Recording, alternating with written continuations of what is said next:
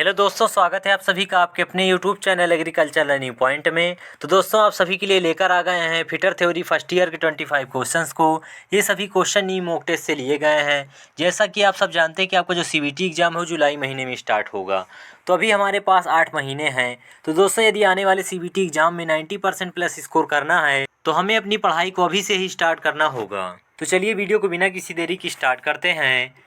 Fitter theory first year नी mock test 25 MCQ। पहला प्रश्न है, रिवेट हेड का अंतिम आकार बनाने के लिए किस उपकरण का उपयोग किया जाता है? Option A dolly, option B drift, option C rivet set, option D rivet snap. तो इसका जो राइट आंसर है वो हो जाएगा option number D, rivet snap. Rivet के हेड को अंतिम आकार प्रदान करने के लिए रिवेट स्नैप का प्रयोग करते हैं। जो ऑप्शन में डॉली दिया गया है, तो डॉली का प्रयोग हम रिवेट के हेड को सपोर्ट प्रदान करने के लिए करते हैं। और जो इसमें ऑप्शन में दिया गया है ड्रिफ्ट, जो ड्रिफ्ट होती है, ड्रिफ्ट का प्रयोग दो चादरों के होल को एक सीध में लाने के लिए करते हैं।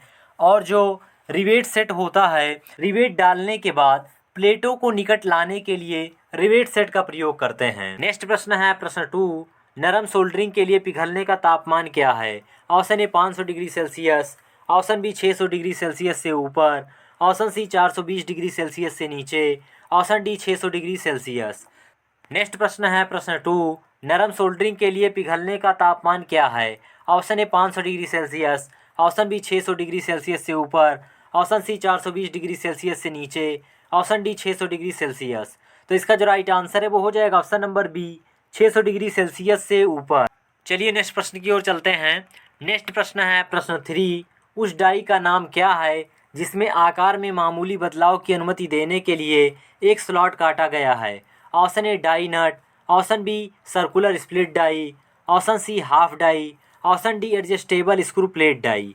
तो इसका जो राइट आंसर है वो हो जाएगा option number B, circular split die. Next प्रश्न है प्रश्न 4, शोल्डर बनाने के लिए किस प्रकार की सामग्री का उपयोग किया जाता है? Option A welding rod, option B synthetic तत्व, ऑप्शन सी शुद्ध धातु या मिश्र धातु, ऑप्शन डी गैर धातु तत्व।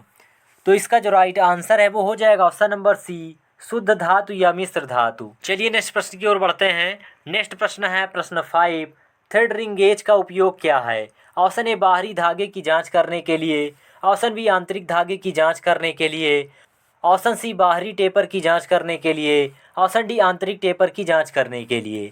तो इसका जो राइट आंसर है वो हो जाएगा ऑप्शन नंबर ए, बाहरी धागे की जांच करने के लिए।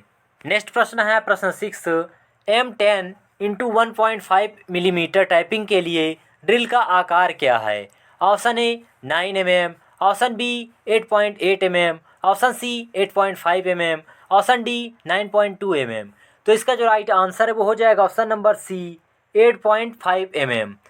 इसको ज्ञात करने के लिए यहाँ पर पूछा गया ड्रिल का आकार, यानी ड्रिल साइज। फार्मूला होता है ड्रिल साइज बराबर रीमर का साइज माइनस रीमर का अंडर साइज प्लस ड्रिल का ओवर साइज। ये फार्मूला होता है, इस फार्मूले से हम ज्ञात कर लेंगे। चलिए ज्ञात करते हैं। तो क्या हो जाएगा ड्रिल साइज, ड्रिल साइज बराबर रीमर का साइज। यहाँ पर रीमर का साइज कितना दिया गया है? रीमर का साइज 10 दिया गया है, रीमर का साइज 10 दिया गया है माइनस रीमर का अंडर साइज। जो रीमर का अंडर साइज होता है उसे वो फिक्स होता है, वो रीमर के साइज पर डिपेंड करता है। जैसे इसमें दिया गया है रीमर का साइज 10, तो रीमर का जो अंडर साइज होता है वो रीमर के साइज पर डिपेंड करता है। 0 से 5 के लिए जो रीमर का अंडर साइज होता है वो होता है 0.1 से 0.2। और रीमर का जो साइज होता है, अगर रीमर का साइज 5 से 20 mm है तो रीमर का अंडर साइज जो है वो 0.2 से 0.3 होगा। तो यहाँ पर 10 दिया गया है रीमर का साइज, इसलिए जो रीमर का अंडर साइज है वो हो जाएगा 0.2 mm। तो यहाँ पर रखेंगे 0.2 mm। अब यहाँ पर रीमर का अंडर साइज हो गया। अब हम क्या करेंगे, अब प्लस लगाएंगे, प्लस लगा के ड्रिल का ओवर साइज। ड्रिल का ओवर साइज कितना दिया गया है? दिया गया 1.5 mm। तो ड्रिल का जो ओवर साइज है वो कितना दिया गया? 1.5 mm। ये है। अब हम क्या करेंगे, जब हम जोड़ेंगे तो कितना आएगा 10 माइनस, यहाँ पर दिया गया है 10 माइनस 0.2 प्लस 1.5। तो पहले हम क्या करेंगे, जोड़ लेंगे। 1.5 में 0.2 जोड़ेंगे, कितना आएगा 1.7 आ जाएगा, 1.7 आ जाएगा। अब हम 10 में से 1.7 में माइनस करेंगे। चलिए माइनस करते हैं।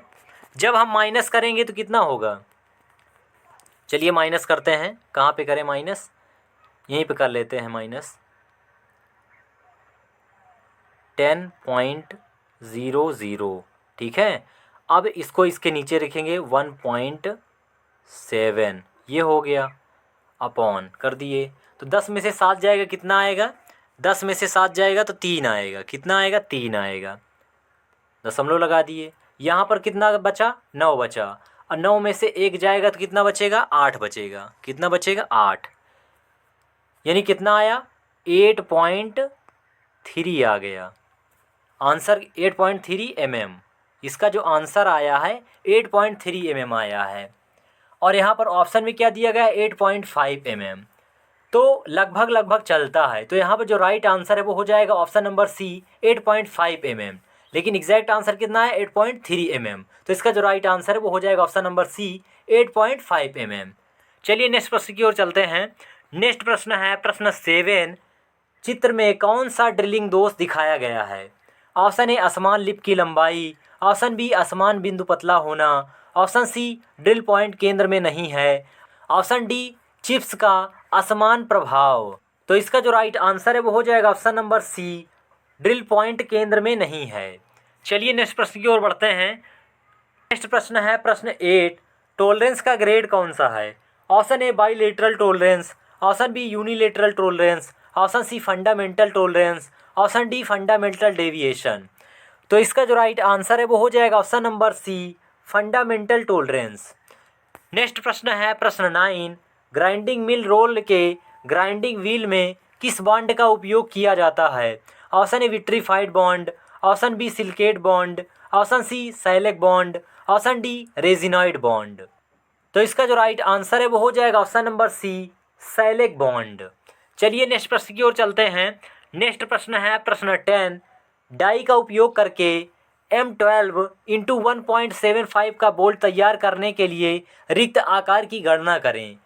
Option A 11.8 mm, option B 11 mm, option C 10.5 mm, option D 11.5 mm। तो इसका जो राइट आंसर है वो हो जाएगा ऑप्शन नंबर ए 11.8 mm। इसको ज्ञात करने के लिए यहाँ पर पूछा क्या गया है, रिक्त आकार की गणना करें, यानी ब्लैंक साइज की गणना करें। फार्मूला होता है ब्लैंक साइज। क्या होता है फार्मूला, ब्लैंक साइज लिखते हैं। ब्लैंक साइज बराबर क्या होता है, ब्लैंक साइज को हम कैपिटल डी से प्रदर्शित करते हैं। तो कैपिटल डी बराबर होता है स्मॉल डी माइनस पी अपान 10। क्या होता है पी अपान 10, पी से क्या होता है मतलब पिच होता है। तो यहाँ पर ये फार्मूला होता है, इस फार्मूले से हम इसको ज्ञात कर सकते हैं। डाई का उपयोग करके M12 क्या है, यानी जिसका डायमीटर है वो 12 दिया गया है। चलिए लिखते हैं, डायमीटर कितना है 12 दिया गया है, 12 लिख लेते हैं, माइनस पी यानी पिच कितना दिया गया 1.75 अपॉन 10 कर लिए, ठीक है 10 कर लिए। अब क्या करेंगे, अगर हम दशमलव हटाएंगे तो यहाँ पर कितने जीरो आ जाएंगे, 2 जीरो बढ़ जाएंगे, 2 जीरो बढ़ जाएंगे, एक ये बढ़ गया एक ये बढ़ गया, 2 जीरो बढ़ गए, यानी कितना हो गया, ये हो गया जाके 12 माइनस 175, 12 माइनस 175 अपॉन इकाई दहाई सैकड़ा हज़ार, 1000 हो गया। अब इसको हम काटेंगे, इसको काटेंगे किससे, 5 से काटेंगे। अगर हम 5 से काटेंगे तो 5 तिहाई 15 कितना आएगा, 3 बार में कटेगा 5 से, 5 तिहाई 15 और 15 2 17, 2 इधर चला गया 25, 5 पचा 25, 35 से ये कट गया और इसको काटेंगे तो 5 दूनी 10, यानी ये 200 आ जाएगा, ये इतना कट जाएगा। अब इसको हम फिर 5 से काटेंगे तो 5 सते 35, कितना आ गया 7 आ गया, 5 सते 35 और 5 चौक 20, यानी ये 40 आ गया। ठीक है, ऊपर 7 आ गया, नीचे 40 आ गया। अब हम क्या करेंगे, 40 से भाग कर देंगे 7 में, 40 से भाग कर देंगे 7 में। चलिए भाग करते हैं, 40 का 7 में भाग करेंगे तो कितना आएगा, 40 भागे 7 करना है हमको। 7 कम है इसलिए हम 10 जीरो पॉइंट लगा लेंगे और एक ज़ीरो यहाँ पे बढ़ा लेंगे, यानी ये कितना हो गया, 70 हो गया। अब 40 से भाग करेंगे तो 40 से भाग करेंगे एक बार में जाएगा, 40 इकन्नम 40, अब 40 आ गया, जीरो से जीरो हो गया, 7 से 4 गई 3 आ जाएगा। ठीक है, दशमलव लगा, एक जीरो ऑटोमेटिक बढ़ जाएगा क्योंकि यहाँ पे कम है। तो 40 से इसको भाग करेंगे, 40 का पहाड़ा पढ़ेंगे कि 300 से ज़्यादा ना हो। कितनी बार में जाएगा, 40 सत्ते 7 बार चला गया जाएगा, 4 सत्ते 28 यानी 7 बार, 7 शून्य शून्य हो जाएगा और 7 चौक 28, 7 चौक 28 हो जाएगा, इतना आ जाएगा। अब इसको घटाएंगे तो कितना आ जाएगा, ज़ीरो, और 10 में से 8 जाएगा, कितना बचेगा, 2 बचेगा। और इधर कितना बचेगा, इधर 2 में से 2 गई, जीरो हो जाएगा, और दशमलव लगा, एक जीरो और बढ़ा लेंगे तो 200 हो जाएगा। अब 40 का भाग 40 से 40 का पहाड़ा पढ़ेंगे अब कि 200 से ज़्यादा ना हो। जब हम 40 का पहाड़ा पढ़ेंगे 200 से ज़्यादा ना हो तो कितने बार जाएगा, 5 बार जाएगा, 4 पंचे 20 यानी 5 बार जाएगा, 5 शून्य शून्य और 5 चौक 20 यानी 200 आ गया। अब इसको हम घटा लेंगे तो 200 में 200 चला जाएगा तो कितना आएगा, ज़ीरो ज़ीरो हो जाएगा, नहीं पूरा पूरा कट गया। तो कितना आया, 0.175, 0.175 कितना आया, 0.175 इतना आ गया। हमको माइनस किससे करना था, 12 से करना था, 12 से माइनस। अब 12 से माइनस कर देंगे 0.175 को। जब हम माइनस करेंगे 12 से, 12.000 कितना माइनस करना है, 0.175 इतना माइनस करना है। 10 में से 5 जाएगा, 5 बचेगा। ठीक है, 9 में से 7 जाएगा, 2 बचेगा, 9 में से 7 गई तो 2 बचा। इधर 9 में से 1 जाएगा तो 8 बचेगा, कितना बचेगा, 8 बचेगा। उसके बाद दशमलव, यहाँ पर कितना बचा, 1 बचा, 1 उतार लिए। इधर कितना बचा, 1, मतलब 11.825, 11.825। तो इसका जो राइट आंसर है वो क्या हो जाएगा, ऑप्शन नंबर ए, 11.825। लेकिन यहाँ पे दिया गया 11.8, तो इसका जो राइट आंसर वो हो जाएगा ऑप्शन नंबर ए, 11.8 mm। तो इस तरीके से हम इसका आंसर ज्ञात कर लेंगे। चलिए नेक्स्ट प्रश्न की ओर बढ़ते हैं। नेक्स्ट प्रश्न है प्रश्न 11, कौन सा अयस्क जस्ता निकालता है। Option A bauxite, option B galena, option C calamine, option D cassiterite. तो इसका जो राइट आंसर है वो हो जाएगा ऑप्शन नंबर सी, कैलेमाइन। कौन सा एक जस्ता निकालता है, तो वो है कैलेमाइन। चलिए नेक्स्ट प्रश्न की ओर बढ़ते हैं। नेक्स्ट प्रश्न है प्रश्न 12, रेडियस गेज बनाने के लिए किस धातु का उपयोग किया जाता है। Option A copper sheet, option B aluminium sheet, option C कठोर sheet metal, option D mild steel sheet. तो इसका जो राइट आंसर है वो हो जाएगा ऑप्शन नंबर सी, कठोर सीट मेटल। रेडियस गेज बनाने के लिए किस धातु का उपयोग किया जाता है, कठोर सीट मेटल का। चलिए नेक्स्ट प्रश्न की ओर बढ़ते हैं। नेक्स्ट प्रश्न है प्रश्न 13, चित्र में दिखाए गए फिट का नाम क्या है।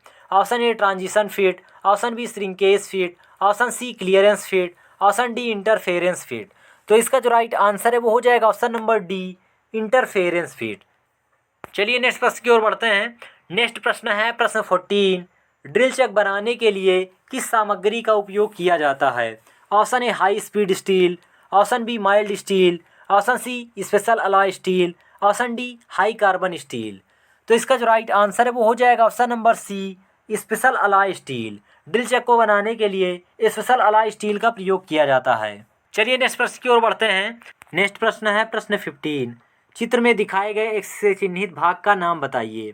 Option A barrel, option B thimble, option C datum line, option D vernier division. तो इसका जो राइट आंसर है वो हो जाएगा option number D, vernier division. यानी इसे पूछा गया ये क्या है, वर्नियर डिवीज़न है। चलिए नेक्स्ट प्रश्न की ओर बढ़ते हैं। नेक्स्ट प्रश्न है प्रश्न 16।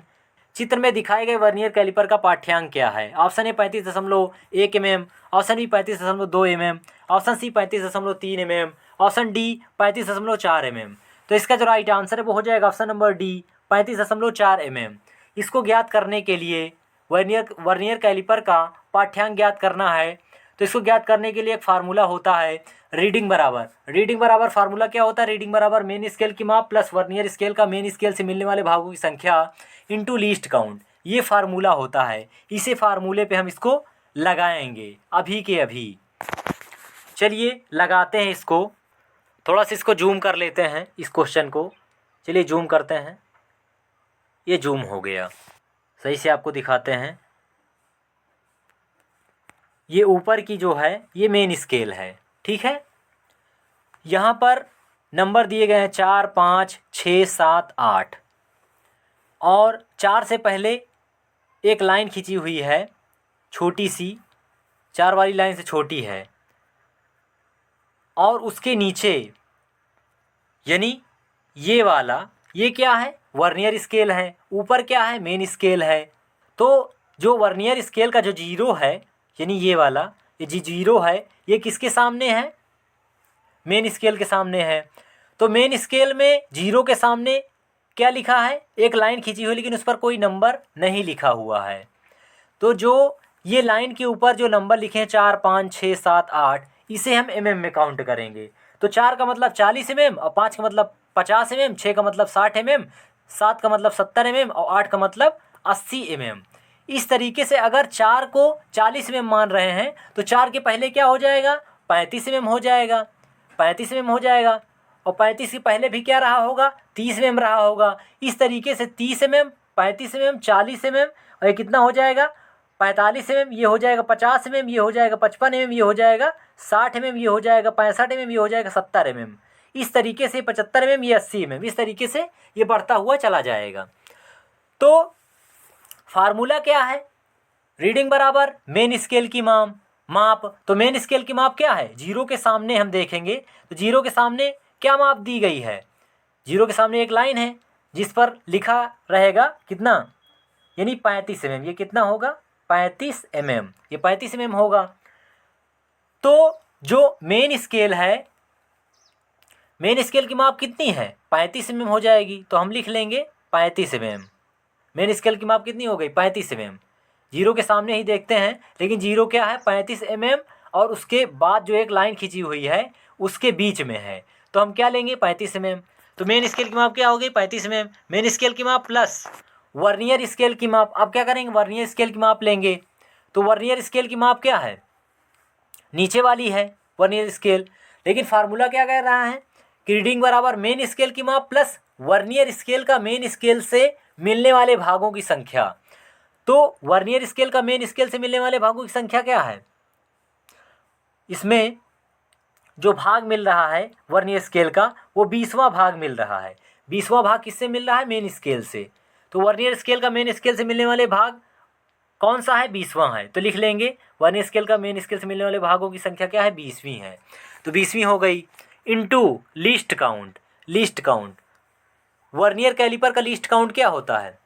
लीस्ट काउंट वर्नियर कैलिपर का होता है 0.02 mm होता है, ठीक। मीट्रिक में 0.02 mm होता है। अब क्या करेंगे? हम इसको गुणा कर लेंगे। अब 20 का गुणा हम 0.02 में करेंगे तो कितना आएगा? चलिए गुणा करते हैं। 20 दूना 40, ठीक है। 40 हो गया। 2 अंक के बाद दशमलव है, 2 अंक के बाद दशमलव लगा लेंगे। ये 0 लगा लिए, ठीक है। प्लस लगा लिए और ये 35 लिख दिए, ठीक है। अब 35 में हम जोड़ देंगे, 35 में 0.40 जोड़ेंगे। तो जब हम 35 में 0.40 जोड़ेंगे तो कितना आएगा? 35.40 आ जाएगा। 35.40 यानी 35.4 ये आएगा। यानी इसका जो राइट आंसर है वो कितना आया? 35.40। इस तरीके से हम इसको ज्ञात कर लेंगे। इसका आंसर कितना आया है? 35.4 mm। तो यानी इसका जो राइट आंसर है वो हो जाएगा ऑप्शन नंबर डी, 35.4 mm। इस तरीके से हम रीडिंग को निकालते हैं। नेक्स्ट प्रश्न है प्रश्न 17। ड्रिलिंग मशीन के किस भाग का उपयोग अलग गति निर्धारित करने के लिए किया जाता है? Option A flat pulley, option B jockey pulley, option C step pulley, option D fast and loose pulley. तो इसका जो राइट आंसर है वो हो जाएगा option number C, step pulley. चलिए नेक्स्ट प्रश्न की ओर बढ़ते हैं। नेक्स्ट प्रश्न है प्रश्न 18। वेल्डिंग करते समय सिलेंडर की चाबियां सिलेंडर से क्यों नहीं निकाली जाती हैं? ऑप्शन ए गैस रिसाव को रोकने के लिए, ऑप्शन बी गैस आपूर्ति को समायोजित करने के लिए, ऑप्शन सी बार बार खोलने और बंद करने के लिए, ऑप्शन डी आग के मामले में जल्दी से बंद करने के लिए। तो इसका जो राइट आंसर है वो हो जाएगा ऑप्शन नंबर डी, आग के मामले में जल्दी से बंद करने के लिए। नेक्स्ट प्रश्न है प्रश्न 19।